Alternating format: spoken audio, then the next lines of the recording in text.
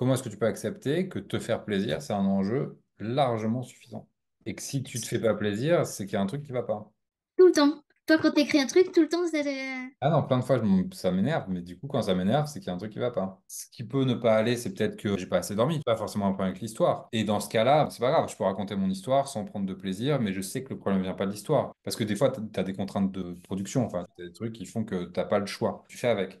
Mais pour moi, s'il n'y a pas la notion de plaisir, c'est qu'il y a un truc qui n'est pas à sa place. Soit c'est extérieur à l'histoire et c'est pas un problème, soit c'est interne à l'histoire, il y a un truc que j'ai pas bien défini, il y a un personnage qui n'est pas à sa place, il y a une scène qui m'intéresse pas. Dans quel cas, il faut que je résolve ça avant de continuer à écrire.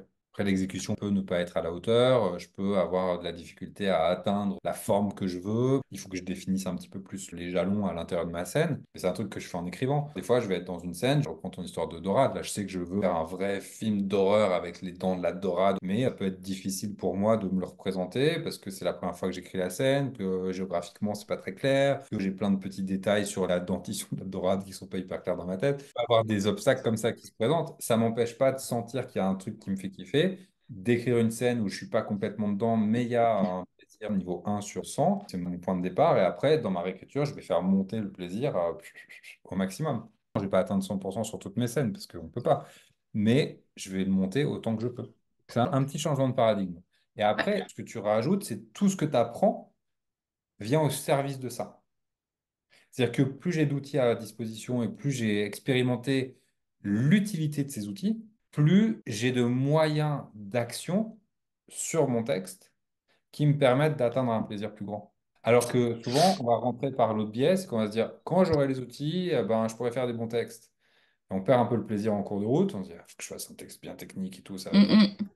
on est là, on fait ouais, j'ai fait un truc, ça marche, mais franchement, j'aurais pu ne pas le faire, c'était pareil, quoi. Ça, c'est pas très bon. On va plutôt à chaque fois ramener le plaisir au centre.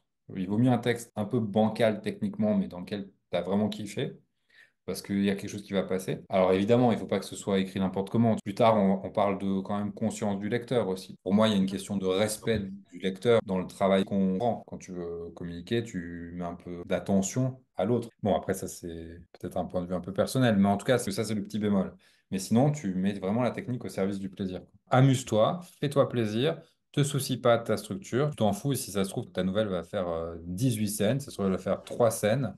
Dans tous les cas, si tu t'es fait plaisir et que tu as raconté ce que tu voulais raconter, ce sera bon, le contrat il sera rempli. En travaillant et en faisant des histoires, de toute façon, tu vas intégrer petit à petit tous les principes techniques qui vont te permettre de justement aller au plus proche possible de ton intention. C'est que des outils, c'est pas des impératifs, pas des règles, c'est des Mm. outils qui sont au service d'une meilleure exécution et d'une meilleure réalisation de nos intentions.